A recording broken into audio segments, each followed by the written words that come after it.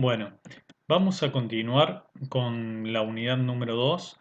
La unidad número 2 está definida dentro de lo que es el planeamiento, que es la primera etapa del proceso administrativo. Em, el planeamiento es la manera de imaginar el futuro que deseamos. Dentro de las organizaciones, la etapa de planeamiento justamente vamos a atender a lo que la organización pretende llegar, lo que la organización pretende ser, lo que la organización pretende lograr. Es por eso que dentro de la etapa de planeamiento, lo que vamos a ver son las incógnitas a las cuales deberemos ir dando respuesta, como por ejemplo el qué se debe hacer, el cómo se debe hacer y cuándo se lo debe hacer y también con quién debemos hacerlo.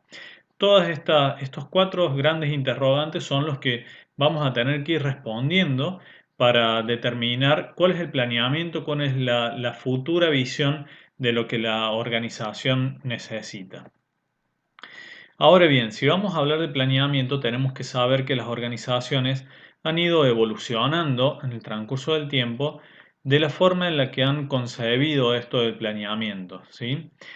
En una primera instancia, las organizaciones consideraron el planeamiento como una mera presupuestación y un planeamiento financiero, como lo dice acá la primer filmina.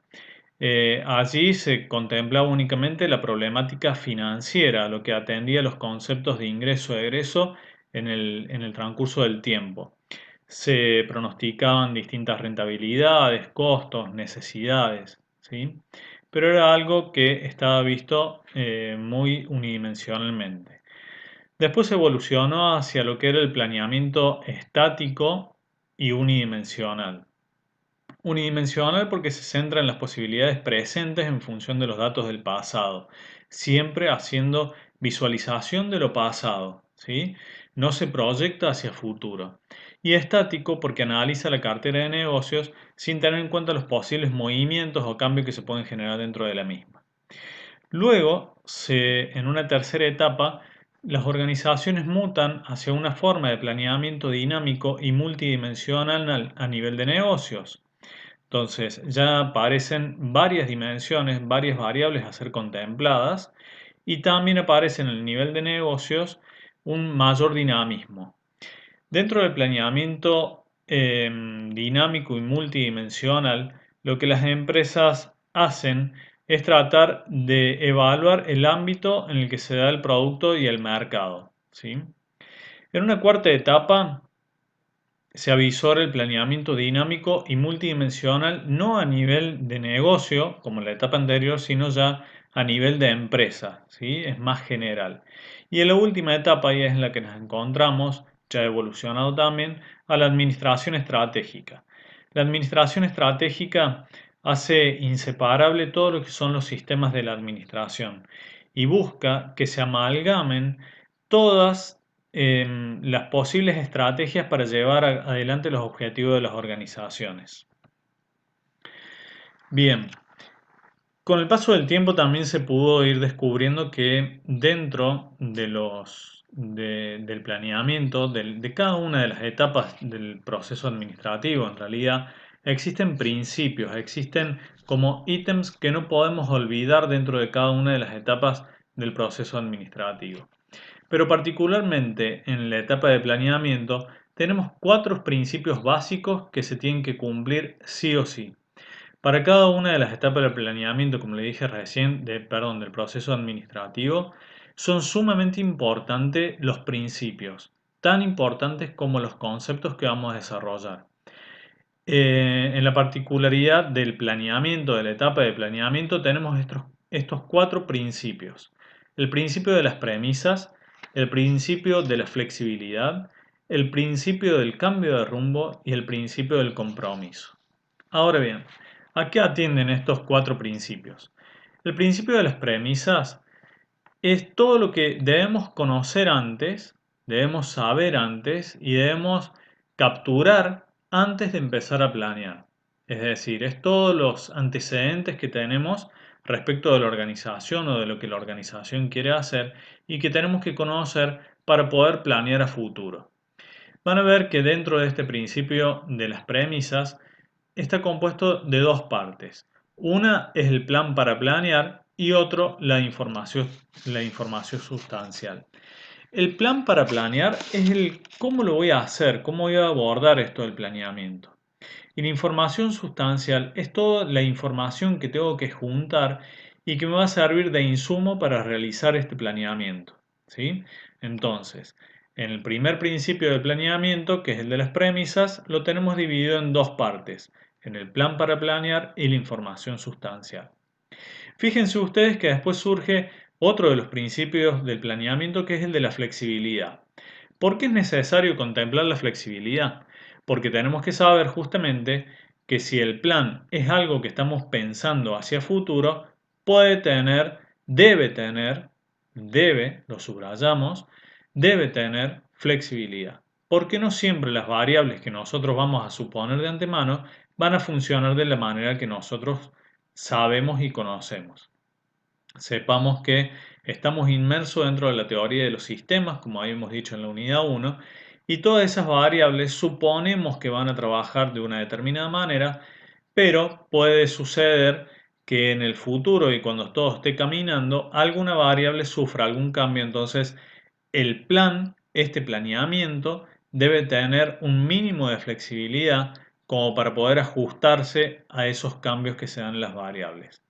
El principio de flexibilidad atiende justamente a eso, que tiene que tener un grado de flexibilidad ante eventuales sucesos no previstos. También hay otro principio muy importante que va atado con el anterior, que es el del cambio de rumbo. Quizás, y siempre lo nombramos de la misma manera, sería como el principio de la flexibilidad, pero mucho más riguroso, es decir, mucho más grave. Cuando hay alguna variable, o ya no es una sola variable, sino que son varias variables las que están haciendo que nuestro plan se modifique. Entonces puede llegar a haber un cambio de rumbo muy determinante, ¿sí? Un volantazo dentro de la actividad de la organización. Entonces, el plan debe contemplar cuáles son las salidas o los caminos que se nos van a bifurcar en el caso de necesitar de que hagamos un cambio de rumbo. Y por último, pero no menos importante, es el principio del compromiso. El principio del compromiso atiende a que las personas deben conocer cuál es el plan de la empresa para poder subirse a este tren que la empresa o la organización le ha propuesto. Si ustedes lo miran para ustedes mismos, ustedes se sienten mucho más comprometidos cuando conocen cuál es la causa por la cual estamos luchando, cuál es el objetivo por el que estamos peleando, cuáles son los sacrificios que hacemos para obtener determinadas cosas, ¿sí? El principio del compromiso atiende a que cada uno de los que estamos vinculados dentro de la organización conozcamos, sepamos hacia dónde nos dirigimos. Eso genera mucho mayor certidumbre y me propone, de parte de los recursos humanos sobre todo, que se suban a este tren, que se comprometan mucho mejor con los objetivos de las organizaciones. Bien, ahora, ¿cuál es la importancia del planeamiento? Si sintetizamos respecto de lo que existe en el material de estudio de esta unidad de planeamiento, podemos mencionar estos 6 aspectos que son fundamentales. Es una guía para la acción. Es muy distinto, ya se los mencioné en la unidad 1, levantarse y comenzar el día sin saber qué tengo que hacer y levantarse y programar el día de una manera eh, más eficiente. De esa manera, cada uno de los recursos que intervengan en nuestro día justamente van a buscar la eficiencia y van a buscar comprometerse con el objetivo que necesito cumplir en el día. De esta manera, al finalizar el día, voy a poder incluso controlar si fui eficiente o no fui eficiente con el uso del tiempo. El planeamiento es importante porque nos propone una guía para la acción. No andamos dentro de la organización preguntando qué tendremos que hacer un día, qué vamos a hacer el otro, sino que nos enfocamos hacia la acción. Por otra parte, implica un mayor compromiso para todos los integrantes de la organización. Esto tiene que ver con el principio del compromiso que vimos anteriormente cuando veíamos los principios de planeamiento. También obliga a pensar en la eficiencia y la eficacia, Porque cuando nosotros estamos haciendo un planeamiento en lápiz y papel, en borrador, en formato borrador o formato preliminar, nos podemos dar el lujo de detenernos a pensar de qué manera voy a combinar los recursos para justamente buscar que sean eficientes. En cambio, si nosotros no hiciéramos el planeamiento, nos van a sorprender determinados eventos que no nos van a dejar pensar de una manera tan lúcida y tan serena de saber si es la mejor opción o no. También obliga a pensar en términos de fortalecer la cultura de la previsión. Es decir, si yo estoy determinando que voy a utilizar determinados recursos para determinadas actividades, ya me puedo poner en marcha para poder conseguirlos. Obliga a identificar factores esenciales para el éxito de la organización, por lo mismo que estamos viendo ahora, de los puntos anteriores, y también facilita el control. Lo podría decir de una manera más tajante. Podría decir que si no existe planeamiento, poco control va a existir, porque cuando lleguemos a la etapa del control vamos a hablar de que controlamos lo que hicimos con lo que planeamos. Es decir, que si no planeamos, le estamos sacando una parte a la etapa del control. Solamente nos quedamos con lo que hicimos, pero no tenemos contra qué contrastarlo. Bien, ahora, si bien determinamos la importancia que tiene el planeamiento, también tenemos que conocer que el planeamiento tiene algunas limitaciones.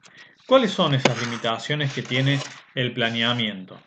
Bueno, sin duda es caro y difícil.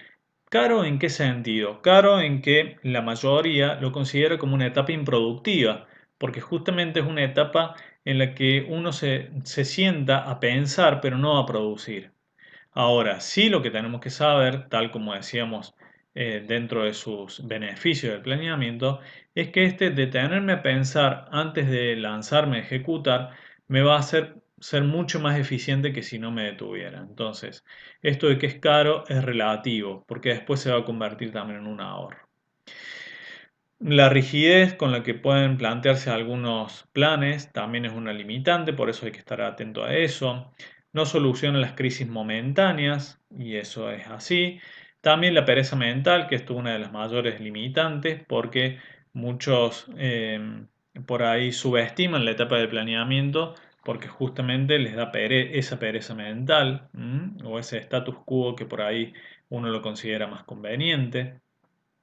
Hay resistencia interna de todas las partes de la organización de sentarse a planear, sobre todo cuando tenemos interacción entre las áreas de la organización y de que el área de recursos humanos se tiene que juntar con el área de producción para poder planificar de una mejor manera y de una manera más acabada y hacer reuniones interáreas y demás. Por ahí existen algunas incluso rispideces en ese sentido. Los cambios en los flujos de la información, los problemas operativos tienden a anular los esfuerzos de esa planeación. Por ahí uno se queda sumergido en la diaria o surge algún imprevisto y ya abandonamos el plan y decimos que en realidad nada es lo que se puede presupuestar, pero no es así y ya lo vamos a ir demostrando a medida que avancemos sobre la unidad. Bien, ahora.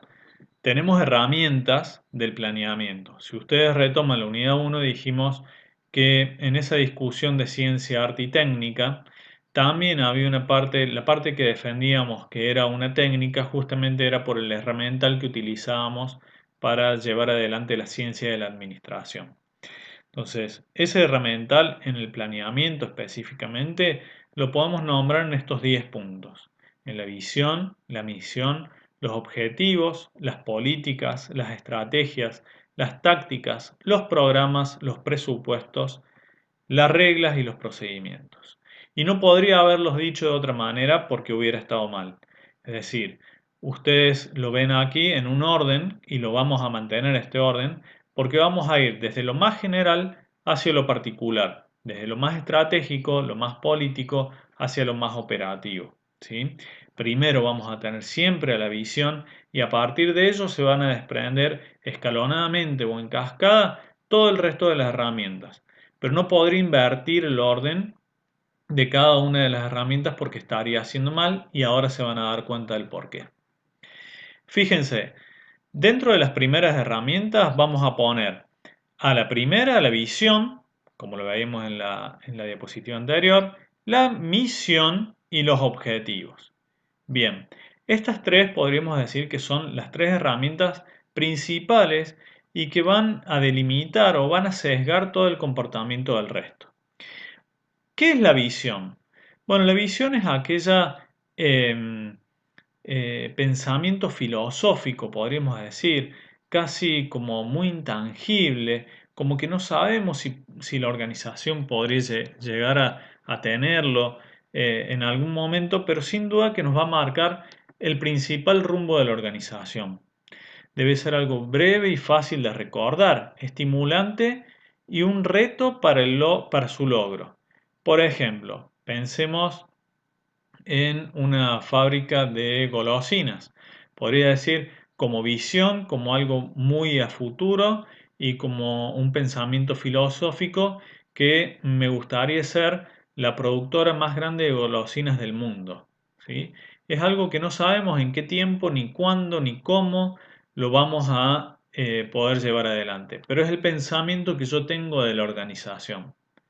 Mientras que la misión es la orientación principal de la organización, es una síntesis del negocio. Si dijimos, la visión es ser la productora más grande de golosinas del mundo, mi misión es producir golosinas. ¿Sí? Es lo concreto. Está orientada bien al mercado y a lo que realiza la organización. Luego de esta división entre visión, que es a largo plazo, y la misión, que es el caso concreto de la organización, ya nos ponemos en marcha a mencionar algunos objetivos. Los objetivos se establecen a partir de la misión. Dijimos que cada una de las herramientas se van a dar consecutivamente y en cascada.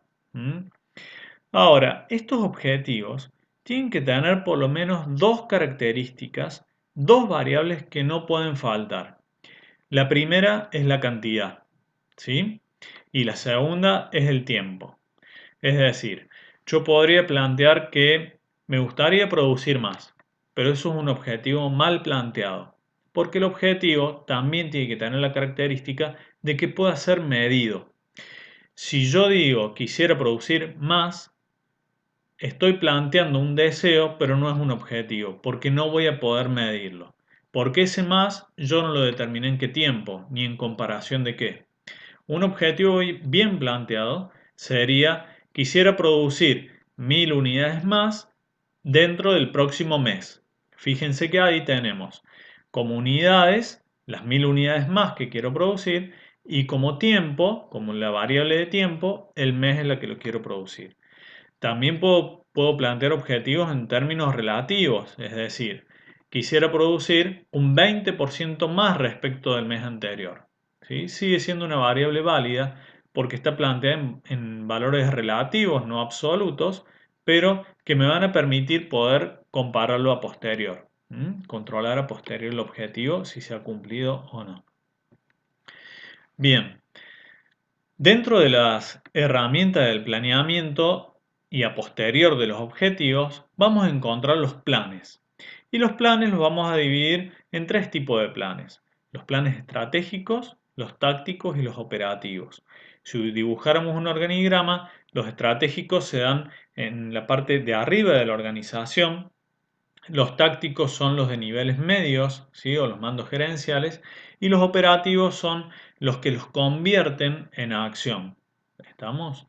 Los estratégicos son los más generales, los que delinean hacia dónde tiene que ir la organización. Los tácticos van a traducir los anteriores, los de arriba, los estratégicos, en metas específicas para las áreas. Y los operativos ya se convierten en una acción a corto plazo. Las políticas que surgen a posterior de los planes son guías para pensar y decidir respecto de una situación o problema dado. ¿Cómo se resuelven determinadas acciones? Son planes que tienen un cierto grado de flexibilidad y libertad de acción. Las reglas son taxativas. Las reglas describen con claridad las acciones específicas requeridas a las personas o las que no se deben llevar a cabo, pero sin libertad de acción. Son reglas y son a cumplir. ¿Mm? Por ejemplo, prohibido consumir alimentos. Por ejemplo, el horario de ingreso es tal, ¿sí? Son reglas que hay que cumplir y son atemporales porque no sean solamente dentro de un marco de tiempo, sino que sean generalizadas. Las estrategias, por su parte, son diseños de la forma en que la organización utilizará para alcanzar los objetivos. Es el camino que ha seleccionado, es cómo voy a delinear todas las estrategias comerciales, estrategias respecto de los proveedores, estrategias financieras, cómo voy a delinear mis estrategias para poder cumplir los objetivos, respetando los planes, las políticas y las reglas, ¿sí? Las estrategias surgen como un sexto, séptimo escalón dentro de lo que son las anteriores que hemos planteado. Bien. Y por último, conjunto de herramientas de planeamiento, tenemos a las tácticas, los programas, los presupuestos y los procedimientos. Las tácticas tienen que ver con los planes funcionales, ¿sí? Es algo más específico todavía que la estrategia. Se da adentro de la estrategia. Comprende ya los programas de acción y establece objetivos directivos e intermedios. Los programas son planes que describen los pasos necesarios para lograr el objetivo. ¿Mm? Permiten que las estrategias se conviertan en operaciones diarias. Los presupuestos son una contrastación entre, si vamos a presupuestos económicos, entre ingresos y egresos, ¿sí? Por ejemplo, los presupuestos de operaciones, los financieros o los de inversiones. Y los procedimientos son una serie cronológica de acciones o pasos necesarios, ¿sí? Son procedimientos que tengo que establecer para llevar a acciones determinadas o llevar a la acción determinados objetivos. Por ejemplo, en una fábrica lo que tendría que hacer si establezco un procedimiento de producción es el punto 1, por eso decimos que son acciones cronológicas, son prender la máquina. El punto 2, seleccionar las herramientas. El punto 3, seleccionar el producto. El punto 4, ¿sí? Son punto a punto todos los pasos. Es un paso a paso, podríamos decir en términos más modernos, es un tutorial paso a paso de cómo tengo que desarrollar las acciones. Bien, dentro del planeamiento también lo que estudiamos es el horizonte del planeamiento y cuáles son los niveles del planeamiento. Dentro de los horizontes de planeamiento tenemos tres horizontes posibles. El horizonte de corto plazo, que lo vinculamos hacia un ciclo operativo de la empresa, que ya van a estudiar ustedes en más avanzado que lo que es el ciclo operativo de la empresa. El mediano plazo y el largo plazo. El ciclo operativo es lo que tarda el producto en, si tenemos, por ejemplo, una fábrica, lo que tardamos en elaborar el producto, en tenerlo como producto terminado, en venderlo, en cobrarlo y que se vuelva a convertir en producto. El mediano plazo está referido a, a los detalles a detallar los planes que se van a llevar a largo plazo. Entonces, vamos a ver largo plazo y después vamos a volver sobre mediano plazo. El largo plazo es cuando toda la sucesión de variables que contemplamos dentro de una organización han terminado de cumplir al menos un ciclo, ¿sí? Normalmente eso lo desarrollamos o lo homogenizamos en un plazo de un año a largo plazo, porque suponemos que en un año todos los ciclos o los subciclos que suceden en una organización ya sucedieron al menos una vez, ¿sí? Ahora, volvamos a lo que es el mediano plazo. El mediano plazo trata de justamente tomar los subciclos de este largo plazo para poder analizarlos y tomarlos dentro de un plazo determinado adentro de uno que es superior. ¿Mm? Pero este horizonte de planeamiento no lo podemos ver si no vemos los niveles de planeamiento. Los niveles de planeamiento, tales como los de presupuesto que veíamos recién, están referidos también a lo estratégico o de alta dirección, a lo directivo o de gerencia media o mandos medios, como les solemos llamar, y a los operativos o niveles también de mandos medios, ¿sí? Porque el directivo está referido a la gerencia media y el operativo a los mandos medios o los mandos operativos. ¿Mm? Bien, a los estratégicos involucra a la empresa toda, pero normalmente son los encargados de delinear la misión, la visión, los objetivos, las políticas, ¿sí? Las reglas generales. Y tal como dice acá, son de largo plazo, es decir, que podríamos unir los planeamientos estratégicos con los planeamientos de largo plazo, ¿sí? Por eso está la misión, la visión, los objetivos. El directivo de gerencia media involucra a las áreas, es decir, que acá están los planes funcionales, los programas de acción y que son de mediano plazo. Por eso es que acá tenemos en el mediano plazo cómo expresamos con detalles los de largo plazo, que eran los anteriores, los niveles de planeamiento anterior. Y como operativo o de mando medio, involucra ya a los departamentos que están adentro de las áreas y que aquí se van a desarrollar en estos niveles de planeamiento los presupuestos, los procedimientos y las reglas específicas y que son de corto plazo, son de ejecución corta, ¿sí? Dentro de un ciclo operativo. Es decir, que los niveles de planeamiento operativo de mandos medios están vinculados con el corto plazo y delinean los procedimientos y reglas específicas de cómo vamos a tener que actuar. Bien. Bueno, en la administración que nosotros proponíamos como evolución del planeamiento, dijimos que hoy estábamos transitando lo que se llama la administración estratégica. ¿Por qué se ha planteado o qué tiene de distintivo la administración estratégica? Porque la administración estratégica o este último grado de evolución de la administración, tal como lo conocemos ahora, analiza y pone en juego a todo el entorno del que participa la organización. Es decir, no considera a la organización como una isla, como un algo aislado que puede vivir, subsistir, desarrollarse por sí misma sin contemplar todas las variables que están dando vuelta. Y entonces acá surge también lo que ustedes ya habrán nombrado, ya habrán escuchado nombrar, que es el análisis FODA, el de fortaleza, oportunidades, debilidades y amenazas. ¿Por qué? Porque justamente al evaluar el contexto, ya sea el más cercano o el más lejano, pero contexto al fin, y también al evaluarse o planificarse internamente, haciendo introspección, vamos a tener dos elementos por cada uno de los lados. Fíjense en esto. Nosotros vamos a tener, por un lado, esta persona que está mirando desde abajo un macroentorno y un microentorno.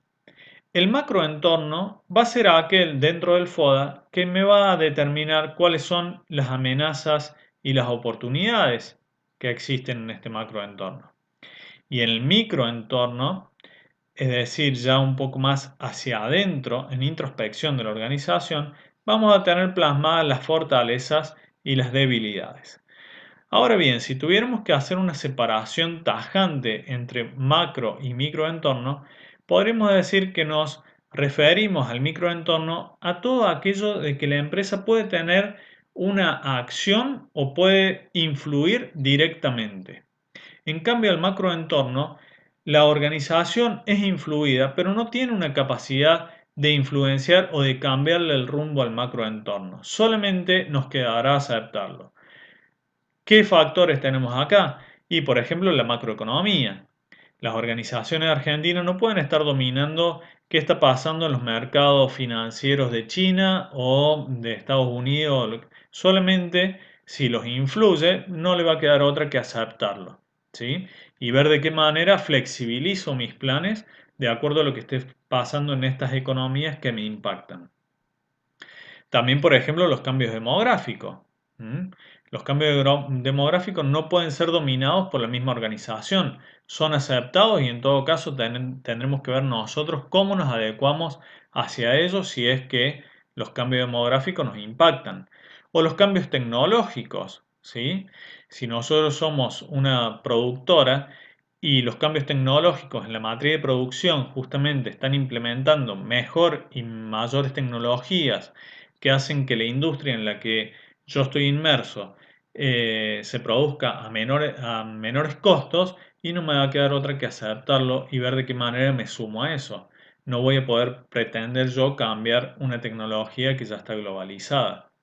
Los mismos cambios ecológicos, y también podemos considerar como macro en torno a la legislación. Cuando sale una ley o cuando la AFIP determina determinadas cuestiones, yo no puedo pensar en que modificar la reglamentación de la AFIP. Tendré que ver cuáles son las reglas de juego que me quedan a mí como organización para poder adecuarme de la mejor manera o de la forma más eficiente.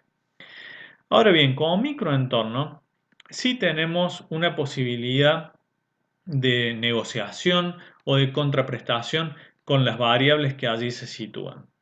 Por ejemplo, en la microeconomía, algunas variables podemos ver de cómo las podemos llegar a influenciar. Si formamos parte de cámaras, si formamos parte de distintas agrupaciones, ¿sí? También ver cómo juego con los clientes y los proveedores, ¿sí? Cuáles son los niveles de negociación que tengo con cada uno de ellos. Eso lo tengo que ir viendo y tengo que ir adecuando también la empresa con eso. Y también, sin duda, los recursos propios con los que cuento. ¿Mm? Bien, a partir de la administración estratégica, que es lo que estamos viendo, y considerando la organización como un todo dentro de un contexto, va a surgir también la administración por objetivos. Y esta administración por objetivos eh, se define como un sistema dinámico que integra las necesidades de la organización de alcanzar objetivos conjuntamente con las necesidades de la gente que la integra de manera que puedan lograr su propio desarrollo. Es decir, no tiene solamente en cuenta los objetivos organizacionales, sino también que las personas que están involucradas dentro de la organización puedan cumplir con su propio desarrollo. Fíjense qué importante esto. Y por último, la administración por objetivo tiene determinadas características. Por ejemplo, la primera característica es que se establecen los objetivos de manera conjunta entre el ejecutivo, quien realiza la operación directamente, y su superior. Se definen también objetivos por cada departamento o sección, ¿sí? Que sin duda tendrán que ver y estarán atados a niveles superiores, pero cada departamento puede tener sus propios objetivos. Los objetivos departamentales están interrelacionados, no funcionan como islas. Dijimos que acá estamos inmersos en un sistema, cada parte se interrelaciona. Los planes tácticos y operacionales se elaboran con énfasis en la medida de control, en la medida y el control. La evaluación es continua, con revisión y reciclaje de los planes.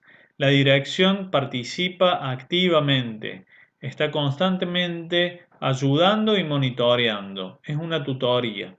Y el staff suele apoyar especialmente en los primeros periodos. También en los últimos tiempos hay una metodología de planeamiento que es la metodología de Scrum o metodologías ágiles, que lo que nos propone es que el plan se va armando a medida que lo vamos ejecutando y va surgiendo una mejora en espiral. Es decir, no espero a que el plan esté perfectamente concluido para ponerlo en marcha, sino que lo pongo a marchar el plan a medida que lo voy ejecutando. Y voy errando y voy corrigiendo y errando y corrigiendo en forma de espiral, y eso me va elevando hacia una mejor capacidad de producción de ese mismo plan. Es decir, que el plan se va retroalimentando, se reabastece de los errores y las correcciones que vamos haciendo para hacerse cada vez más perfecto, aún sabiéndose perfectible. Bueno, hasta aquí el tema de la unidad 2, que sin duda lo van a ver más amplio en el material de lectura que tenemos dispuesto.